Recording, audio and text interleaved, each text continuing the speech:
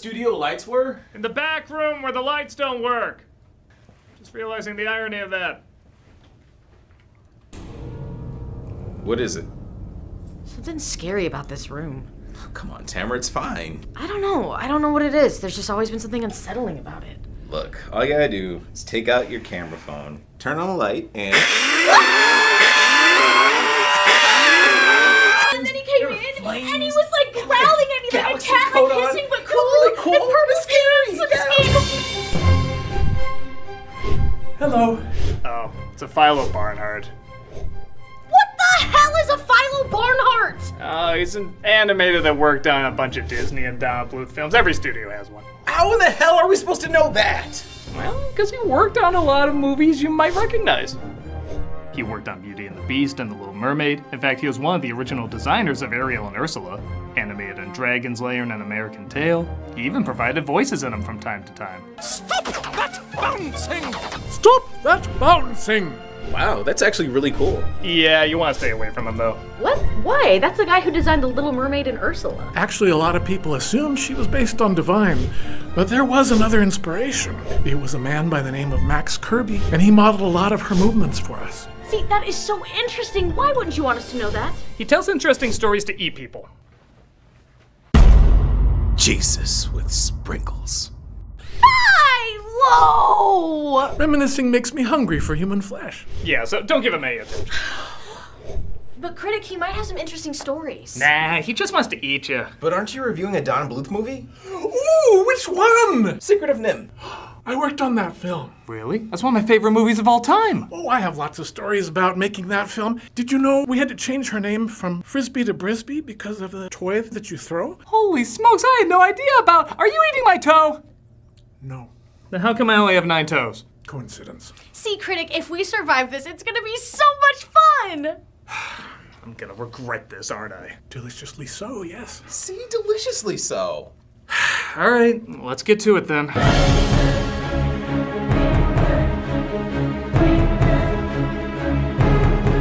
Celebrating its 40th anniversary. We've talked about Secret of NIMH a lot on this show, but we've never done a full-on review. When I think of animation landmarks from the 80s, this Don Bluth masterpiece is always near the top of the list. Having left Disney with several other animators due to their quality of films not representing what they felt the studio could produce, Don Bluth released this film in 1982 and serves as one of the darker and quite frankly more adult, family films of that decade. If you know family films in the 80s, you know that's saying a lot. Despite being about cute little mice, this film has a maturity and brutal harshness that was only matched by the emotional and heart-tugging lead. It's one of my favorite movies of all time, and I can't wait to talk about it. And maybe throughout the film we might get an interesting fact or two from one of the animators who worked on it, Philo Barnhart. There, see? I think this is gonna be very educational for all. Are you putting salt on my head? No. Okay then.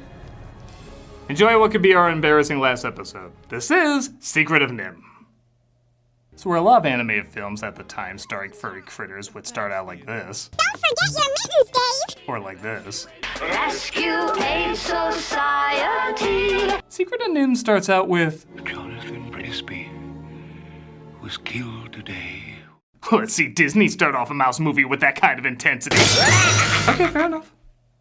The film immediately has a more grown-up way of telling its story that, as a kid watching, made me feel more adult. Even the so-called magical elements introduced in this that were not in the book, I look at less as magical and more as the unknown. There's nothing supernatural in this film until after the rats are genetically altered, so my thought is they not only match the intelligence of humans, but they surpass them. Because of this setup, the unknown elements actually make the film more intriguing and adult rather than generic and childish. Or maybe I'm just hyping up Acme's disappearing, reappearing ink. I don't know. Jonathan, wherever you are, your thoughts must comfort her tonight. Don't remember Dumbledore being a rat, but maybe... Oh yeah, it was a J.K. Rowling tweet. Opening titles, that was interesting how we came by that. I used to bring films in for lunchtime. Well, one day I brought Howard Hawks' The Thing in. Somebody ran and got Don. He says, maybe we ought to do that for our title. It all started with The Thing. How about that? Don would listen to you. I mean, he'd have you come and sit down with him whenever he had some time. He was always working. Yeah, everyone was. Did take a lot of ideas. That's all to the good. I wish more people did that with their staff. We cut to a little mouse named Mrs. Brisby, voiced by the often underappreciated Elizabeth Hartman, who's meeting up with Mr. Ages, voiced by Arthur Mallet. I'm so glad you're home. Confounded machine. Now, if you'd excuse me, I've lost my marbles. Sorry, when you have a buffet of sound bites, you go for the obvious one. Did we mention yet a dear loved one was murdered? I don't suppose you would remember me. Yes, you're Mrs. Brisby, and I'm sorry about your husband's death. 80s kids' films are like greeting cards that say, sorry for insert name, here's horrible passing. My son Timothy is so sick. I'm right in the middle of something very important. I understand. Oh, do you? I know I've mentioned this in the past, but Mrs. Brisby has been, and still is, one of my all-time favorite heroes. She's a character that lives in the shadow of someone else. We don't even know her first name, so nothing is expected out of her. Please, sir. I'll do anything to save Timmy. Anything. She's meek, polite, soft-spoken, and isn't someone you'd associate with saving the day or fighting off enemies. She's a tiny little character, and even as tiny little characters go, she's especially tiny. She's a single mom who's often in over her head, which, yes, there's a lot of single moms in animated films, but how many are the main character? She's a great hero not because she's physically strong, super smart, or has no fear, but for the exact opposite reasons. She enters situations she's terrified of, has little understanding about, and possesses no strength to protect herself. And she does all this for the love of her family, which is very easy and quick to identify with. Timothy. Remember Timothy. Some people at the time lost sight of this because she didn't seem like the brightest or strongest. I didn't like the opening of the picture. I thought Mrs. Brisby was a little bit of a twerp. How dare you insult Mrs. Brisby's honor! But in a time where, yes, a lot of women in kids' films are more fleshed out, but others are made too perfect to be interesting, here's a character who has many weaknesses but constantly tackles them to be stronger. I get much more inspired seeing Mrs. Brisby bravely enter this cave than Mulan nonchalantly battle an entire army. Your son must stay in bed. Bundle him up. Brisby goes to Mr. Ages because her son Timmy is sick. Not just because he read the script for the film he's going to star in, but because he has pneumonia. Ages gives her a medicine, and on her way back, she runs into Jeremy the Crow, played by Dom DeLuise. What's cooking around here? Nah, that's a different J. Crow. Lady, don't sneak up on me like that. I didn't mean to frighten you. I love too this movie knows when to use the beautiful Jerry Goldsmith score and when to have it shut the hell up. This comedic scene with him is cute, but goofy music would have ruined it. They spot the house cat named Dragon heading towards them, and if there was silly music here, the scene would fall apart. Does he see you? Yes, he's headed right for us. Fast or slow? Medium. Make that fast. Without the music, though, it's both a little funny and kind of terrifying. It's legit suspenseful not knowing if this is going to be a silly joke or an intense chase. Does he see you? Yes, he's headed right for us. Fast or slow? Medium. Make that fast. I think that was a collective thing. Like allowing your characters to settle, they allowed the soundtrack to settle. Also, there was not going to be anyone bursting into song either. That was done by an off-screen singer. It's almost like a narrator singing. Dream by night, wish by day. Secret, he's got all kinds of interesting info. Yeah, is that your hand he's eating? Philo! I'm a sucker for lady fingers.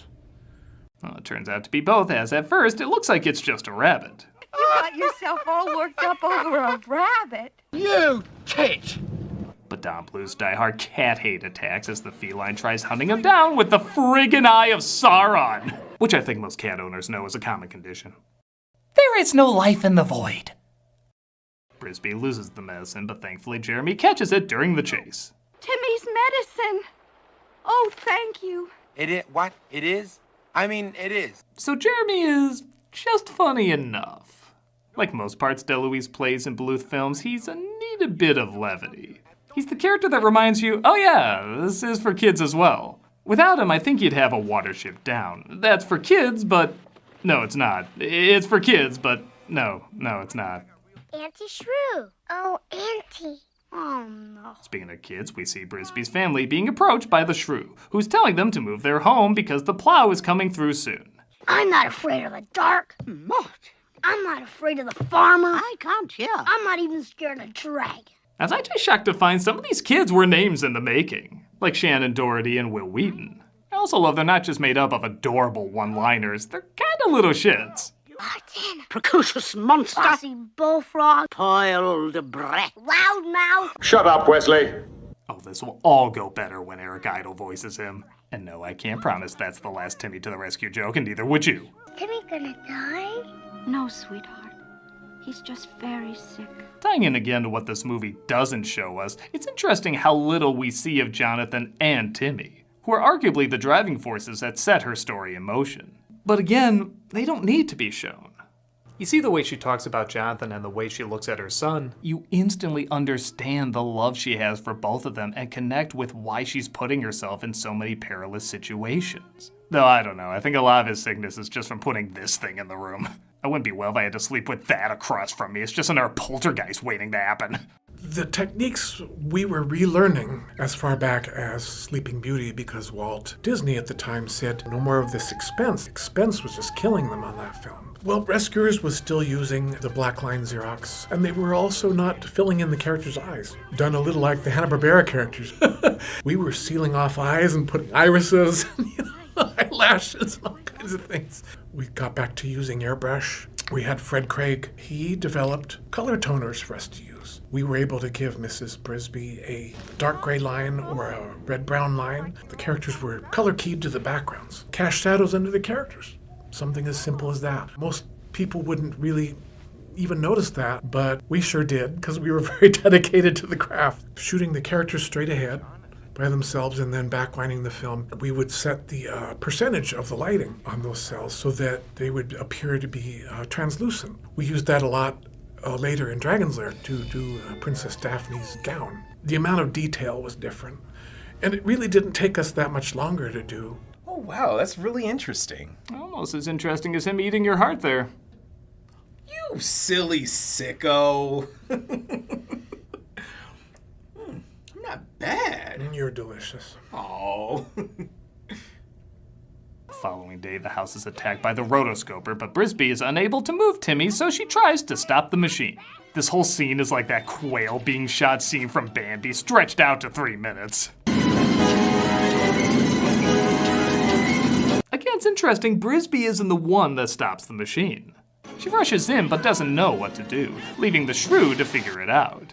Every scene is like a progression of how braver she gets, which again can't be shown unless we understand how truly terrifying these threats are. Oh, and this ain't a world where you can just cry it out. When someone tears up, you're told to shut up. Stop it.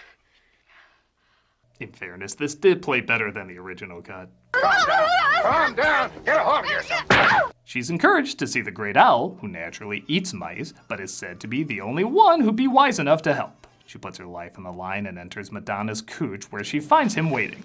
I am the great and powerful owl. Why have you come? The Great Owl, played by John Carradine, says the only thing to do is to move her house. He doesn't give much detail, though, until she brings up that her name is Brisby, and that her husband was Jonathan. Brisby? Mrs. Jonathan Brisby? That dickhole owes me $80. Go to the rats. As for Nicodemus. Now, in the commentary, Don Bluth said that the owl and Nicodemus has similar eyes and beards, and that wasn't by accident.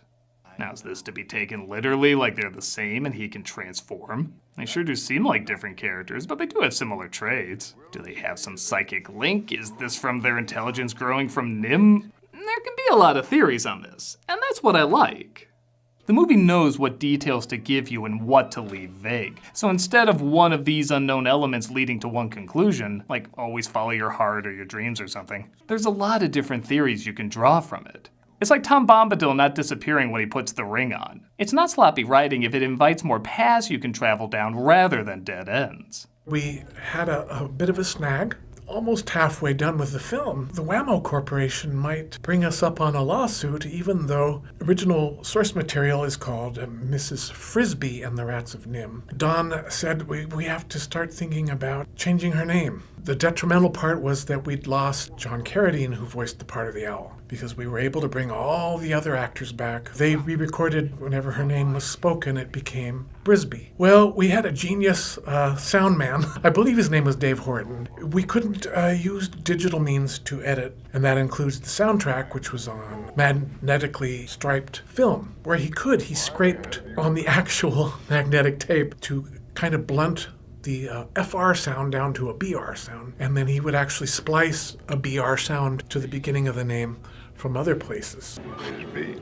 Mrs. Jonathan Brisby. Brisby. Mrs. Jonathan Brisby. Okay, I'm sorry, I have to interrupt. Is that Tamara's eye? Critic, you are making a mountain out of a molehill. Oh, could you pass the barbecue sauce? Oh, yeah, of course, buddy. Here you go. You leave this national treasure alone. We'll be back with whatever's left of us.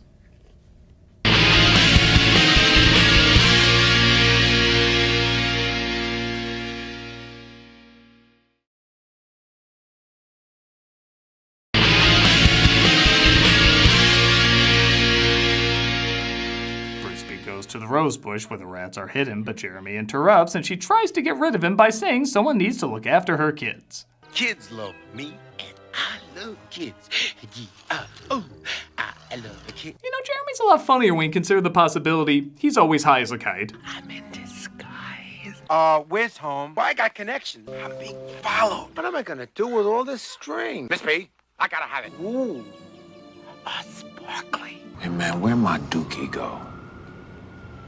She journeys through the world's creepiest rose bush and stumbles across, I'll just say it, probably everyone's scariest scene in the film, Brutus the guard. Please, I need help.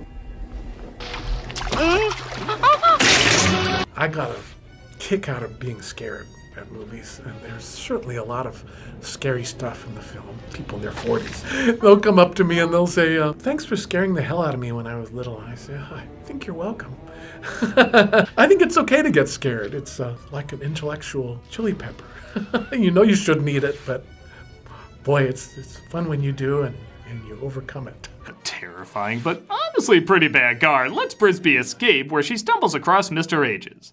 Her seeing the owl impresses him so much that he decides to take her to see Nicodemus, who she discovers is the leader of the rats. She's also introduced to the captain of the guards, Justin, played by Peter Strauss. Okay, just a joke. I didn't mean any harm. It is an honor and a privilege, my lady.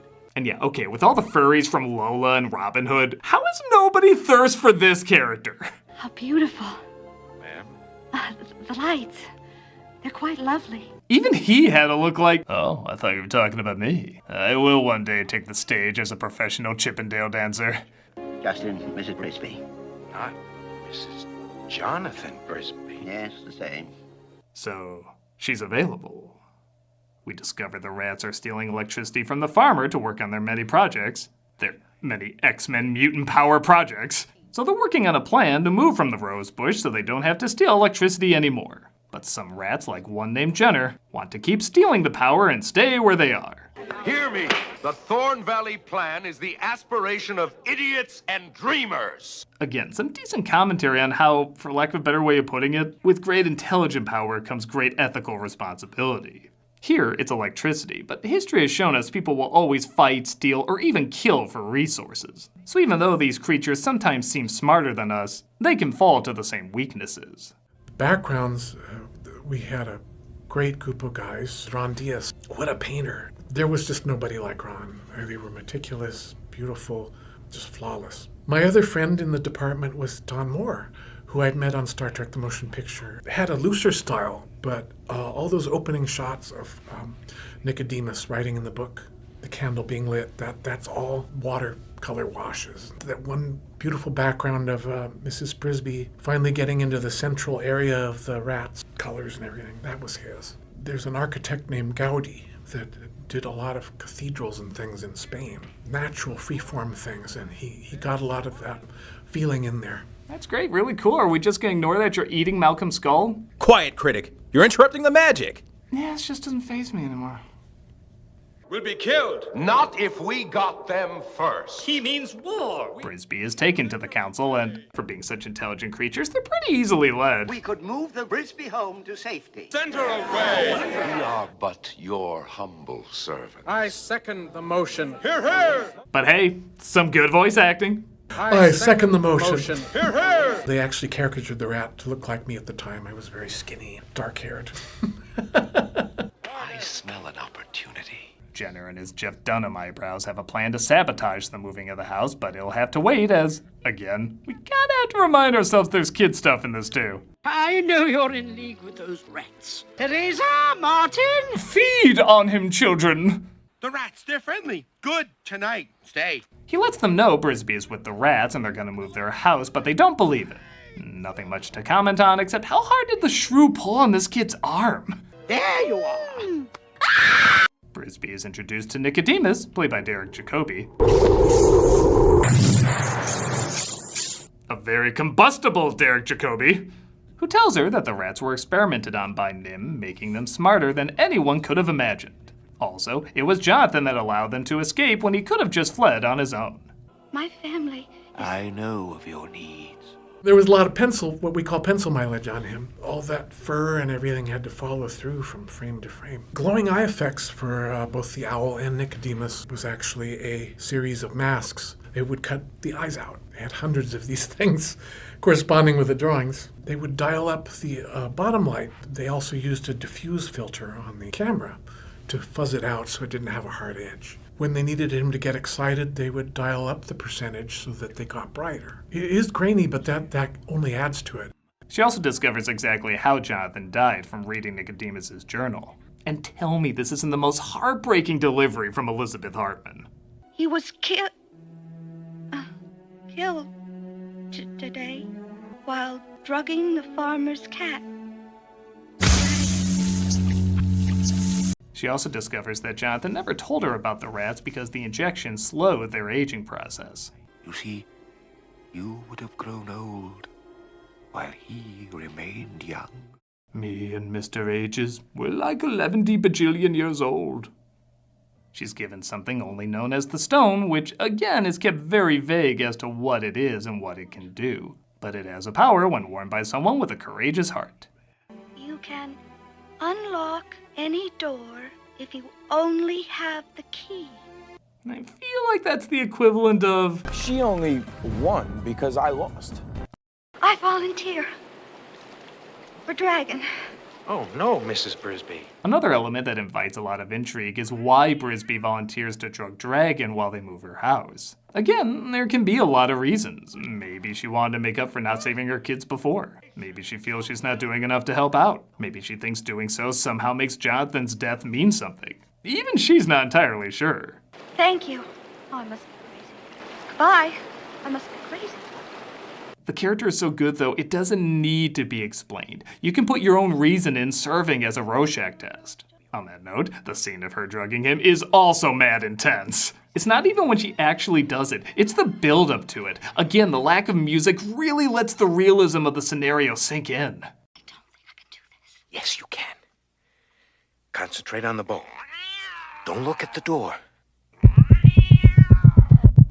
She's caught by a kid in the house, though, and kept as a pet, allowing her to hear a phone call from NIMH, which plans to destroy the rose bush holding the rats. I love how this is essentially a huge cover-up and they're trying to destroy information of what they created, but the farmer's just happy it's a free service. Bulldoze that rose bush right out of there. I want those rats exterminated. Now, there's no charge. I just have to take an eye exam? Yeah, I'm fine with that. Brisby escapes just as Jasper cuts the line, dropping the house on Nicodemus, killing him instantly. One day we shall journey to Thorn Valley, just as Nicodemus wanted. But not now. It will be placed on permanent... Brisby tells them that NIMH is coming, but Jenner tries to stop her, resulting in Justin putting together that he killed Nicodemus.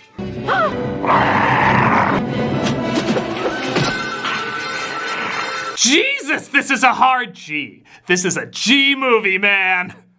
Jenner is killed, but remember, this is a Don Bluth film. Everything wants to kill you, even your home. the block! It's sinking! What? Here, tie these lines together. Throw the line, Justin! That's me.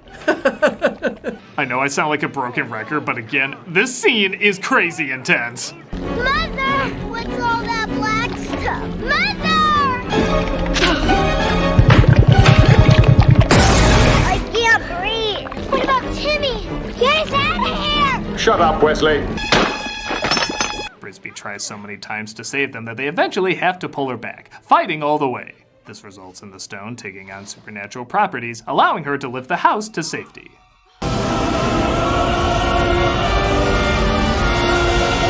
So in the story clearly showing a battle between nature and science, I like that the unknown plays a big part at the end. I don't think it's far-fetched to say that the unknown elements, especially the stone, have a strong connection to faith. I doubt it's a coincidence some of this imagery is very similar to religious imagery. The meek and kind obtain otherworldly abilities. There's even some stigmata as the stone burns her at first, but she still bravely grabs it, taking on the pain. In the book, there is not a lot of closure for who lives and who dies. So that was an invention of Don's. I think it was a good call. He knew there was no magic amulet in the original book, but he needed to come up with some kind of vehicle where she could become the hero. Here they were trying to save her all the time, and she ends up saving all of them. But he got a lot of hell for that. By keeping it vague what the stone exactly is, I think it equals more than just believe in magic. Kindness and a simple acceptance of what you don't understand can also have a great power. Really is kind of a religious imagery. They even asked John Pomeroy, very staunch Catholic, how do you feel about this, John? Do you think this is going to fly or is this going to offend people? He says, no, I think it's great. It symbolically shows how she's grown. She's taken on more of a status than just this little widowed field mouse. Now they're all bowing to her, you know? And yeah, did I mention yet that music's spectacular?